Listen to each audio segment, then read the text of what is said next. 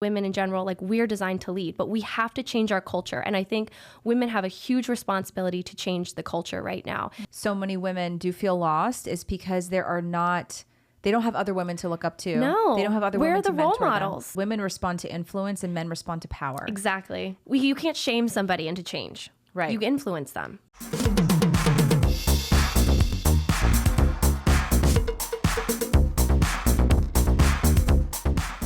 Hey everybody, welcome to another episode of The Shift with Gina. As you can see, I have a guest today.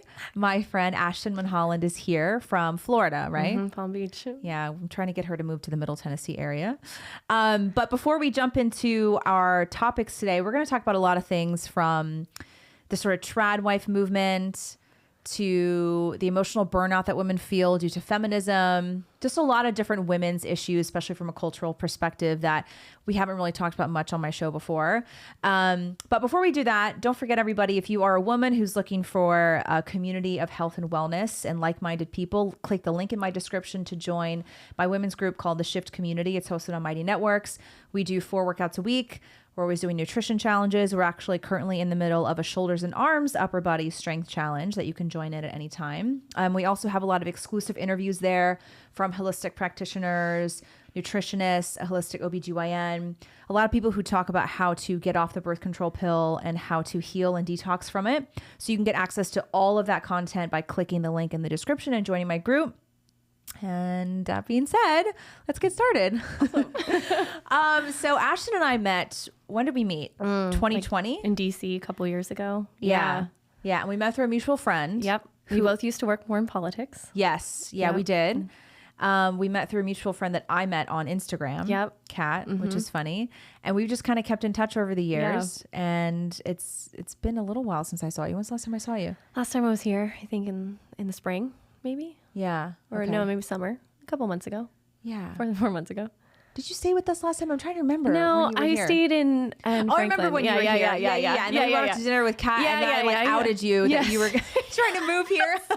Like, it's a secret. That's so funny. I know. So what's new with you? Well, in Palm Beach, I'm still working in political realm. So Yeah. I run the Republican Club down there. Yeah. And working with some women's projects. So, it's interesting that you talk about like women facing emotional burnout from like the influence of feminism, right? Because like even working in politics as a woman can be more challenging, right? And it's like, I think that feminism isn't necessarily wrong in saying like there's issues and different challenges that men and women face, like especially in the political realm or in business realm or whatever. But I think that the solutions that they offer are what send women into these dead end traps, right? So like the emotional burnout. And I think, even that's why I come to Tennessee sometimes, is just to kind of like pull back and get grounded and just kind of detox from the super intense, power plays. Politics is all power plays, right? Yeah. So it's It can be a very masculine game. extremely, Yeah. extremely.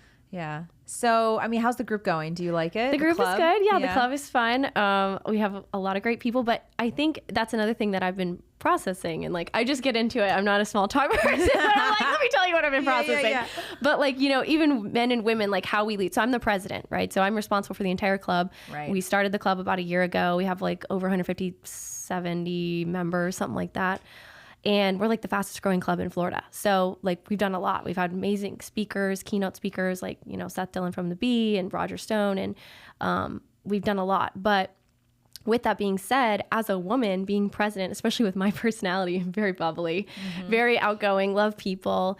It's very countercultural to the political culture right now. And I think I meet women all the time who are in politics, and there's different personalities that excel in different ways, right? And so my personality, being president and being responsible, I'm leading more through like a cultural, like trying to create like a family, like community environment. Whereas other people that I work with, like men or even women with different personalities, like they're going to build it from a power position, right? Like, okay, how can we be the best and do this? And it's very, I don't want to say self-motivated, but it can be very self-motivated. Yeah. Whereas like, I think as a woman, it can be very hard to look at everything from like a power positional chessboard and play, because we're not designed as as that to always lead through power. We're designed to lead through influence. Yes. You know, and I think we you know, we just have a different gifting in that. And so I think just embracing like, okay,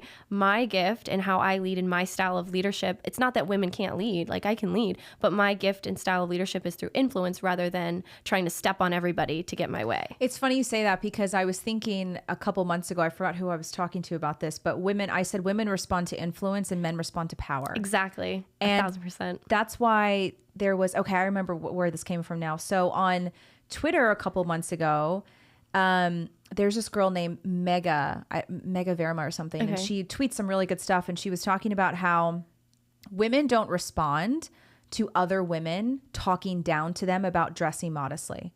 She said that's not what women respond to. No. We don't respond to like these lectures and being like yelled at and nagged at about how we dress. She says if we want women to dress more modestly and if we want women to dress more elegantly, we need to respond to the influence of seeing other beautiful women dress modestly. Exactly. And what I started thinking about was Sofia Richie. Mm-hmm. Have you seen her whole, like her wedding was like the wedding of the century. I don't think you are either. I'm not like a celebrity person. I don't really follow celebrity culture, but I follow that whole wedding. Why? Because it was very unique in the sense that it was timeless, elegant, so classy. Everything she wore was modest, but she didn't utter the word modest in any of her interviews, on any of her TikTok videos. Like she went viral in all of her get ready with me videos on TikTok before the wedding and like the days leading up to the wedding. And she never said, oh, I chose this piece because it's really modest. Right. But she just wore modest clothing. And she owned it. And she looked beautiful. And so when that girl Mega tweeted that, I said, that's what Sofia Richie did. She has ushered in this new, like they call it the old money. Yes. Right? I love it. She's ushered in this new era of fashion, not by telling women to dress modestly, but just by being beautiful. Embodying it. Yes. She's just walking the walk. And she's transitioned so much. I hate the word transition, but it was a dirty word. But it's like, you know, remember when she was dating Scott Disick and how she would dress just like the Kardashians, you know, like all of the, you know, tight, everything showing, whatever. And now she's 180'd her entire style. Yeah. And she's met or I guess the guy that she married was like a friend or something. Yeah, like his parents worked with her dad in the music industry. Yeah. So and he seems super classy, like loves her, like just a genuine love and like dynamic there that I think all the women want. And we're like, wow, this is what she has transitioned through and how she's turned around. And it's like, okay, we want to follow that. That's exactly what women respond to. Yeah. And like I said, there's no point where Sofia gets on her high horse and talks about if you want men to respect you and if you want to look timeless, you have to cover up. Like, no, that's not what we respond to. No. And I think that's what a lot of the right is missing right now with women. I think so too. Is that they constantly nag us about how to be trad. Oh, they yell at us about, you know, how we're living our lives. And don't get me wrong, like I do think that the average American, especially like the coastal average American woman, like she needs to clean up her life. Totally agree. Of course. But the problem is, do we want to help women or do we want to just be outraged about it? And make them feel bad. It's you can't shame somebody into change. Right. You influence them. Yes. You can't shame somebody into change. Yeah. I just don't think you can. Yeah, I don't think you can either. That's why when I get questions all the time, like it's a similar question. How do I get my mom or my sister to eat healthier? Or how do I change my friend's mind about politics? I'm like, you can't nag them or tell them. I'm like, you have to live a life that is so great they can't look away. You have to live a life, you have to shine so bright that they're like, what does that person have that I don't have? And that's leadership, right? That's a woman's version. I believe a woman's design for leadership is influence. You naturally are influencing. Whereas a man, you know, the guys, they kind of have to hit each other around and like, dude, get your stuff together, you know? Like they're very intense. Where it's women, we don't do that. We're like, this is where I'm doing, this is what I'm going through, this is what I'm processing. And it's like, wow, like we look at that and we want to hop on the train. Mm-hmm. It's not a forceful thing. Yeah. Women don't respond well to force. Yeah. So are you in a place right now to talk about Rise Up, your project with women? Yes. Okay. Tell me about it. Okay. So I mean, like we always talk about this together, right? But like we're in such a cultural crisis right now. And you know, how we met was like I worked with influencers, right? And I coached influencers on how to have a voice and how to just align themselves with their audience so that they could actually influence them, right? So creating, you know, influencers into leaders and leaders into influencers. And we are in such a cultural crisis right now with women, and women are, you know, everyone wants to be an influencer, right? Everyone wants to build a following online. Everyone wants to, you know, have all the cute clothes and go on all the trips and, you know, flaunt their life. And I get it. I want to go on cute trips. I want to do all those things, right? You know, but what are we building and contributing to society and culture right now? Because we have designed just social media world to reward women to degrade themselves. Right. Yeah. And nobody's leading. We all want to be influencers, but nobody's leading. And so I'm creating Rise Up. It's going to be a retreat. I mean, we're going to have retreats and mentorship program for women who know that they're called to lead, and they want to develop that character and conviction to actually lead with influence and to actually influence through leadership. Yeah. Because we have all these influencers and all these people out there that, you know, have a message or whatever, but they don't know how to actually embrace their God-given design and their purpose through that. So we're creating a community for that, for women to come in and go through this process and, you know, discover their real identity, how they were uniquely designed to lead and through influence, their purpose, their messaging, develop their character, work on lifestyle things, and just kind of go through that process. I think what's severely lacking right now is woman-to-woman mentorship. Yeah, I think so a lot of women are really lacking that. I think women are designed to lead one another. Yeah. Traditionally, that's how it was always done. Yeah. And since the dawn of time, we always had a village of women. Yeah. The elders would teach us about life. Yeah. Would teach us about character. How to be a mom, how to be a wife. Yes. Nobody teaches you that Nobody anymore. Does at all. Our culture is training us not to be moms and wives. Exactly. And so we don't have any mentorship from other women. And I think that's one of the main reasons why so many young women, what do they look to for direction? They look to celebrity culture and they look to social media. Which is basically the same thing now. It's exactly I feel like social media is more popular than celebrities right now. Yeah, you've got all these influencers, like millions of followers on TikTok. Yeah. They have more influence than like a Kardashian or something, right? And that's what women are looking to, because we do not. And this is also along with the decline of Christianity, the decline of organized religion, because these were really the strong communities where women had mentorship, where women had someone who was older to learn from. Yes. And they had someone to go to with issues and struggles. And women are really lacking that today. Yeah, I think so. And I think women are more depressed. We're confused. You know, we're like, am I supposed to be a tradwife or am I supposed to have a career or am I supposed to have this? And the boss we're just so confused. And I just think women are so depressed. And now we're competing on a global scale. Right. And so with social media, it's like, well, I want to be married, right? Like I want to be married. I want to have a husband. I want to have family. Like I want to be able to fulfill the purposes and the passions in my heart. But how do I do that? Like, well, now I'm competing with all these women across the world. I mean, Instagram is basically a dating app. Yeah. You know what I mean? So how do I find somebody without exploiting myself, without, you know, being like all these other pretty girls, right? There's a lot of pretty girls. Yes. Not a lot of girls are seeking this. Speaking of exploiting yourself, I mean, I find that there are two ways that women exploit themselves on social media today. One, it's the beautiful girl who shows her body and shows a lot of intimate parts of herself physically. Yeah. Because it gets a lot of clicks, views, engagement, followers. And then the other side that as a mother really hurts my heart is seeing wives and mothers exploit their family's personal and private lives. Oh, yeah. Because right now, what's the quickest way to go viral? You share something that's like, quote, radically authentic. Yeah. You know, and now there's also the trauma dumping. Right. Where women will get online and cry and do this big scene about how they've been hurt or they've been abused. And look, obviously, I get it. Totally been there. But I do not think that social media is a place to dump that and to find healing. And then I also see a lot of moms who, don't get me wrong, I love to see moms homeschool and have a more primary role in raising and educating their children. But what it's come to now is moms just showing every single part of their private life with their children. Yeah. And that is a huge invasion of privacy for your kids, and it's harming them in the end. Yeah. I honestly think it's wrong for moms to be like, a day in the life of my homeschooling career with my children, and they show like every single day exactly what they do, what their kids are learning, how they're developing, every single learning milestone. And I'm like, no, children deserve privacy. They deserve to grow up with protection. They deserve to grow up without millions of people in their face and knowing their business. Yeah. And women are now just doing this because they know it gets a lot of engagement online. Yeah. And that's not leading. That's not it's how not we do it. protecting your family. No, it's not. It's selfish. I think it's selfish. Yes, I think so too. And I think it's like, exactly, you're not only exploiting yourself, but you're exploiting your family. Yes. For what gain? For followers? To monetize?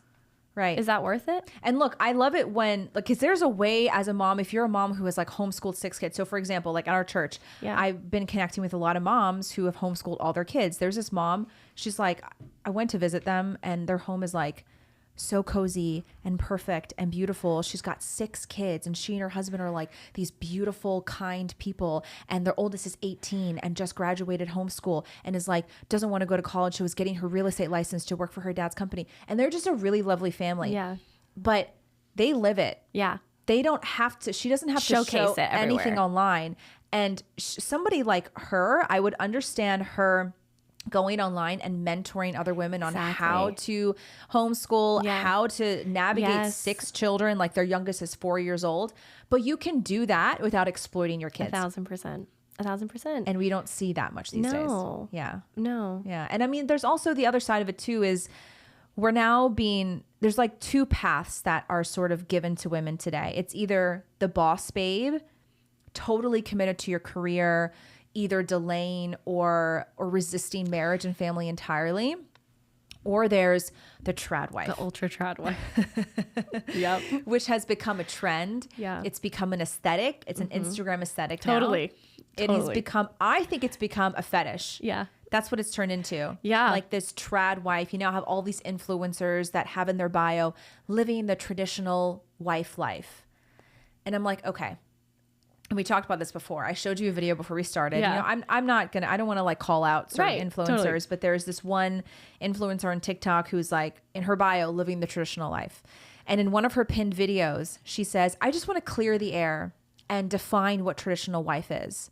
I'm like, okay, let me watch this. I'm interested. Let's see. She says, a trad wife is a woman who chooses to live a traditional life and step into traditional roles. Okay, that's a circular definition. Totally. So a traditional wife is someone who lives a traditional life. What tradition? What tradition are we talking about? To which tradition are we referring? Yeah. Which culture? Which culture? Which time period? Because what I'm seeing now on the right is this, like they're reverting back to the 1950s housewife. Yeah. That little sliver of time is what they're referring to when they talk about traditional roles, traditional wife. And if you actually look at the context of American history, that sliver of time was an extremely unique anomaly that did not last long. And that was a response to that post-war era. Yeah. And it was also accompanied by the marketing ploy of the nuclear family. The nuclear family is something that is actually a marketing tool used to encourage new wives to like purchase washing machines and purchase a new home with their husband and have the white picket fence. You know, this is all, it was part of the, like trying to boost the American economy. Wow. Along with the Industrial Revolution, right? Encouraging men to leave the agricultural life, to leave the farm life, to go to the city. And then once you find a job, then you move to the suburbs, right? It was story. It was a sort of economic push. Yeah. And so that 1950s housewife, it was manufactured. And it was manufactured by our economy. Wow. And today, when we talk about the trad wife, all the people on the right are referring to this small sliver in history that didn't last long. Wow. It really didn't last long. So I'm thinking to myself, I'm like, okay, why don't we move back a little bit and let's talk about what did wifehood and family look like before the 1950s? Yeah. And if you look at even statistically in the early 1900s, like 75% of elderly people lived with their extended family. Yes. They had generational support. Generational living. Yeah. Look, I know that a lot of this is now impossible for people due to industrialization and urbanization. But the whole point is that up until the 1950s, it was unheard of for a mother and a wife to be isolated from her family and from her village. Wow. It was unheard of. You would never find a unit of like a nuclear family in like the Apart 1700s, apart from Wow. the rest of their family or village. Those It's lineage. like very rare. Wow. And so now you see a lot of moms today struggling with motherhood, especially when the children are young. Yeah. Struggling with pregnancy and postpartum. Wow. Traditionally, women were surrounded by other women during Wow. pregnancy and postpartum. Yeah. As they should be. Now we have to pay for it. And now it's usually like the husband has to like take off time from work and like help the wife. Nothing's wrong with that. Well, now you have to hire a night nurse because Right. you don't have grandma. Where's grandma? Where's grandma? Where are the aunts, the Yeah. sisters, the cousins, Yeah. even like friends in the village? Yeah. My mom was telling me when she was growing up in South Korea and, you know, she was born in the 1950s. Yeah. It was like if you needed help with your kids, you could literally go to the next door neighbor. And wow. all the families, all the moms knew each other. That sounds actually very nice. It does, It doesn't it? actually sounds very nice. And so now we moved into this. Also, American culture is hyper individualized. Yes. Oh my gosh. Yes. We don't like, we're not really into this collective family idea that a lot of Eastern cultures have been Yes. invested in for a long Asian time. cultures, Latin cultures, Yep. Indian cultures. Eastern European cultures. Yeah. It's very, very common for them Yeah. to be close to their extended family. And now it's a very small percentage of people who live within an hour of their extended family. Yeah. Most people live in different states from their yeah. parents. So in a Wow. way, number one, this obsession with the trad wife, it's not traditional. No. If we want to talk about what's actually traditional for women and for wives and mothers, it is to be surrounded by other women who support them. Wow. And a lot of times that can come from a religious community. And like I Yeah. said earlier, the decline of Christianity and Yeah. organized religion has left a lot of women alone and isolated. Yes. Yes. And now you have this hyper individualized way of living. Yeah, and the breakdown of the families, and the more breakdown, even just the nuclear family, right? It's like, okay, now my parents are divorced, and my parents live in different states, and it's like, so now when I have children, my parents are going to be in different states, and so it's just generation after generation, we just keep separating and separating and separating, Yep. and now we're dating and practicing on how to get divorced. Yep. You know, we're practicing on how to break up. It's just training. It is. It's just training to break up. It's like the expectation Yeah. now.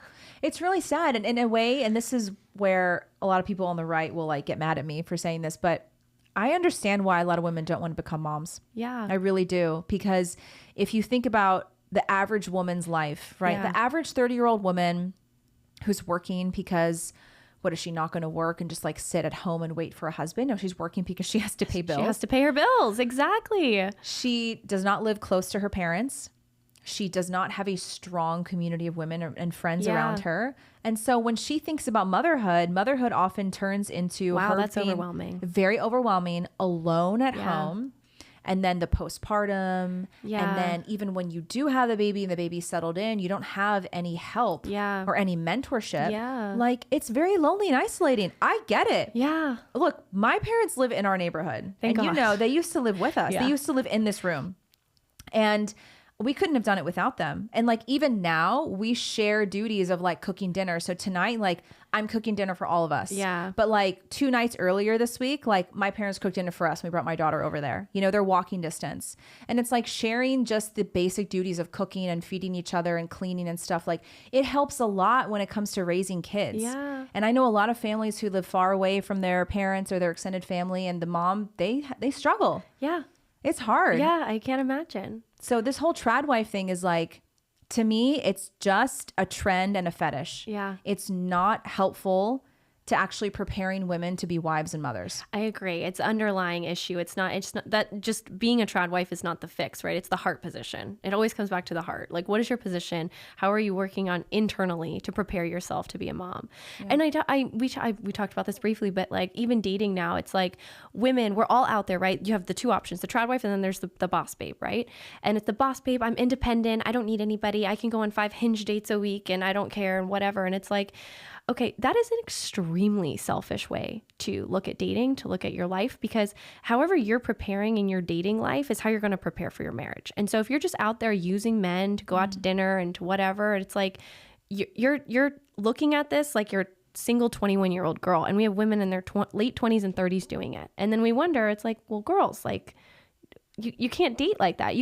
I think as women, and this is kind of what we're doing with Rise Up too, is like leadership is not just thinking about me, right? It's the motherly perspective of taking on responsibility and looking at women and going, collectively, how can we help each other? How can we be protective? How can we help create that culture where there is safety and you feel safe and your family's taken care of and my family's taken care of? And we're not dating like, selfish 21-year-olds. We're dating like, because we're going to be mothers. And we're looking at these dating prospects as this is going to be a father of my children rather than this is just somebody who's going to take me out to a nice dinner.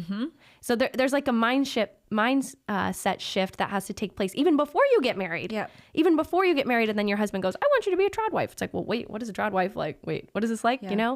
And it's like, well, how did you date?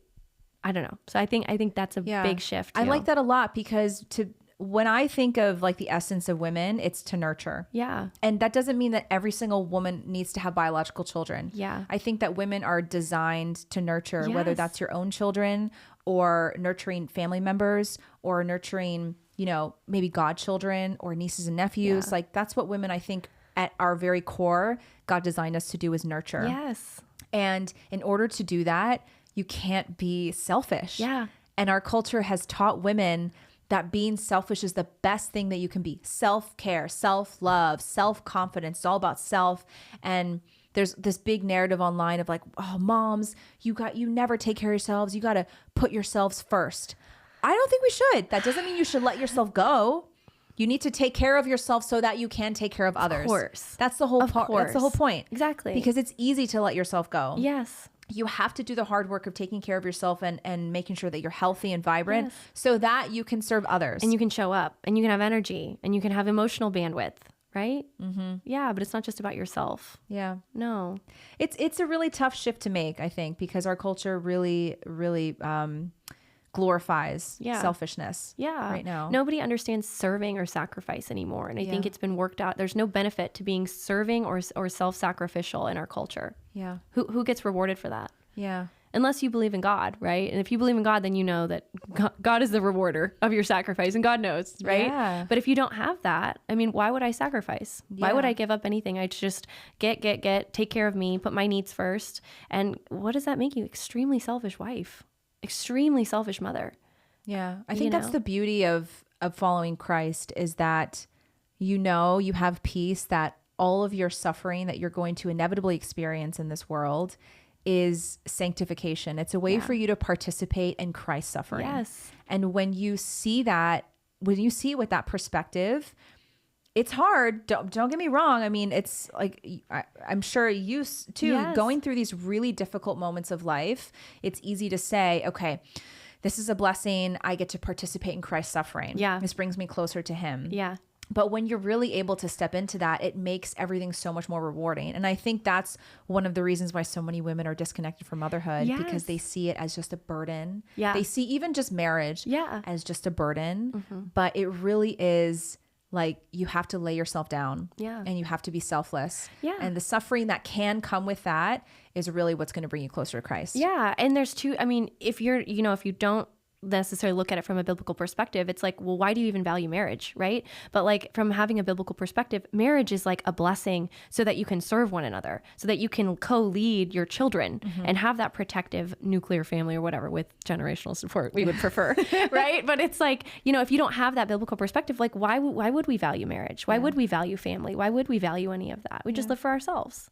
Right. But it's like when you have that biblical perspective, hey, I'm also called to serve my husband. I'm also called to serve my wife. I'm also called to serve my children. And that's a part of the purpose of love, right? Like love serves, love gives, right? And if you're just getting married to, get your bills paid, like there's no love in that. No. There's no service. One thing that really annoys me when I get online and I see everyone talking about the trad wife and stuff, there's like this, I don't know if you've seen this. I don't know if you're on Twitter much. I like Twitter because it's you mean X or whatever. X now it's called. I don't even know if if it was a tweet. Is it called? I don't know. One thing, there's like this little movement I see of men and women too, saying that women should not be at all involved or knowledgeable about politics. They need to just get their views from their husband. Women need to not worry at all about what's going on in the world. They need to not worry at all about the state of the culture or the state of politics. They need to just worry about the home and worry about their children. Wow. Here's my serious, genuine question of that. Okay. And of course, even just pushing back on that is going to be considered feminist. Of course. Yeah, of course. So I'm sure if there's like, you know, people in the comment section, you can call me a feminist for questioning this. I don't even care, because what I care about is preparing women, preparing families for the world.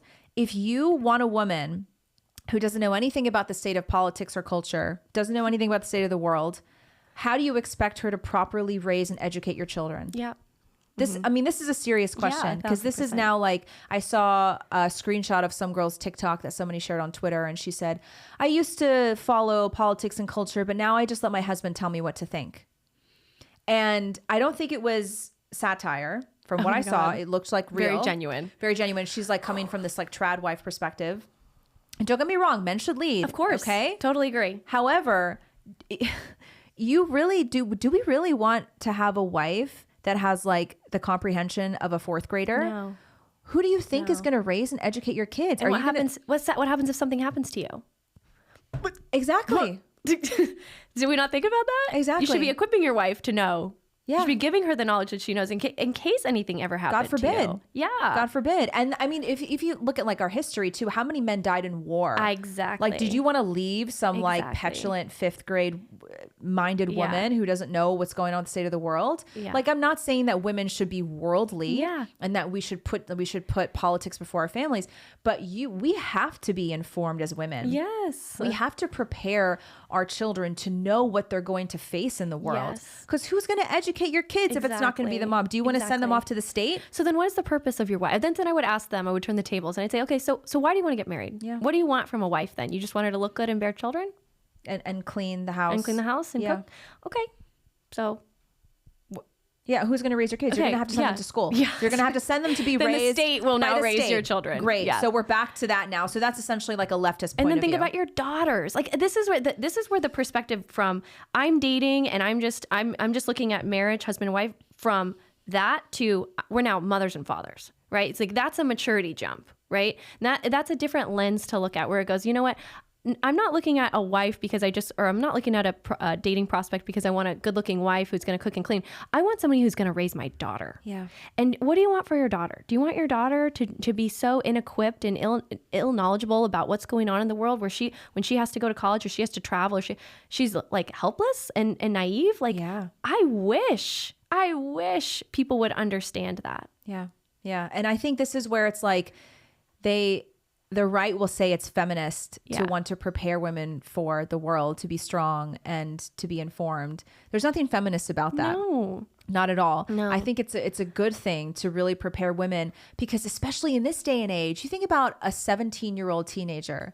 If you don't prepare them for what's out there, like, they are going to be shocked and they're going to be sucked in very easily. Like, we have some friends here. I think their daughter is like 14 or 15.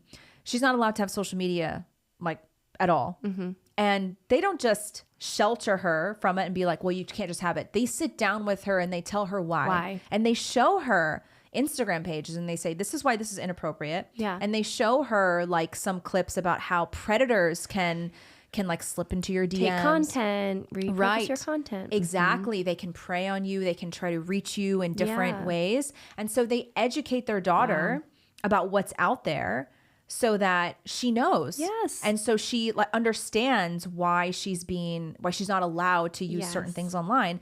And that's what is really important for girls. Yeah. You know, it's not only like sheltering them and keeping them with like the chastity belt, you know, locked up in a dungeon. Then you're just telling her how naive she is. It's so insulting because it's like, it's so insulting. It's like, oh, you're so naive. You don't even understand anything. Whereas like, I just believe, again, from a biblical perspective, God created women, you know, wisdom in the Bible, like the book of Proverbs, wisdom is personified as a she. Right. And I'm not saying God is a woman. I don't believe God is a woman, right? Like, I believe obviously God, there's the Trinity, right? And it's God the Father, and it's Jesus, who's kind of like friend, brother, example, right? And then obviously Jesus. I'm not saying Jesus is not Jesus, and then there's the Holy Spirit, and the Holy Spirit is personified as female. That word is there. It's a I don't know if it's Greek or Hebrew, I can't remember, but that word is there in, I think it's the Hebrew, is the word helper, right? So when God said, create the woman, he pulled the woman out and said, this is, whatever she's, the helper, the advocate, it's the same word that is used for the Holy Spirit. So the wisdom that comes from the Holy Spirit is the wisdom that women bring into the family. And God designed this to model the family. And we have God the Father, the protector, the provider, the promoter, and then we have wisdom. Yeah. And so together, that's what creates the family model. Yeah, there are two biblical references that I think really will help people understand this even more. So first of all, what did we learn about Adam and Eve? We learned, you probably learned this too, that a rib was taken from Adam's, right? That's actually not the translation. Maybe I'll put the link in the description. There's this podcast called Lord of Spirits. And these two Orthodox Christian priests, they do like 3-hour episodes, and they did a whole episode on marriage. Yeah. And they explained that the language of Eve being made from Adam, it wasn't a rib taken from him. It was essentially like half of him was taken. He was put in the slumber, which was basically like anesthesia. Yeah. He was put under, and like half of him was taken to make Eve. And even that in and of itself is like, that's very different than what we were told. Oh, he took a rib from Adam. Yeah. No, it's like, that's half of him. That's half of him. Yeah. And that was a big mindset shift for me. But also, this is a story, my husband and I were talking about this the other night. When Jesus performed his very first miracle, it was turning the water into wine at the wedding. Yeah. But the context of that went like this. Mother Mary went to him and said, I think it's time. And he said, woman, it's not my time yet. And then she pushed him a little bit again. And she essentially turned the water into wine. And he did. That's how he started his ministry. He listened to his mother. Yes. He listened to a woman. And so I think that what's missing a lot, especially with the current sort of modern Christianity, they seem to be wanting to revert back to this, like, women don't have a voice, women don't have a role. We're not at all saying that women should usurp men and that women should be in front of men. Or be domineering in any way. No, not at all. But what we're saying is that a godly woman, a Christian woman, she has the wisdom of the Holy Spirit. Exactly. And she is meant to aid. Yes. And she is meant to be a helper. And she's meant to have a voice. Yeah. And I mean, I think that the story of Jesus turning the water into wine, like he listened to his mom. That's amazing. God. Yeah. Son of God. Yes. The only begotten son. Listened to a woman. Yeah. He listened to his mom. Yeah. And it's like, that to me is just, it always sends chills down my spine. Yeah. And it honestly makes me a little emotional as a mom, because it's like, as a mom, we have such an important influence role. As a wife and as a woman and as a mother, we have a very important role in our culture and our society. And I think that we're doing women a really big disservice by like reducing them to this pretty like aesthetic vacuuming and pearls sort of thing. Check these boxes. I just don't think it's doing women any good. I think women are designed with so much intuition, so much insight, so much wisdom. We naturally have a gift for that. And I will say we're stronger in things than men are, and men are stronger in things than we are. Yep. And that's okay. But that's what feminism gets wrong, is they say we have to be the same, we're equal. You know, I'm just as smart as a man. You know what? I'm not just as smart as a man in certain things, right? I don't look at everything from a power dynamic. A lot of men do, right? Men are designed to look at things from power dynamics. Women are designed to look at things more relationally. Yeah. So it's okay, but we lead differently. We can still lead, but we lead differently. So then in a family, think about the insight, the wisdom, the intuition, you know, the downloads that you get that you can contribute into there. That is what women used to be valued for. That's what God designed women to be valued for. And now we've reduced ourselves to Instagram models. I know.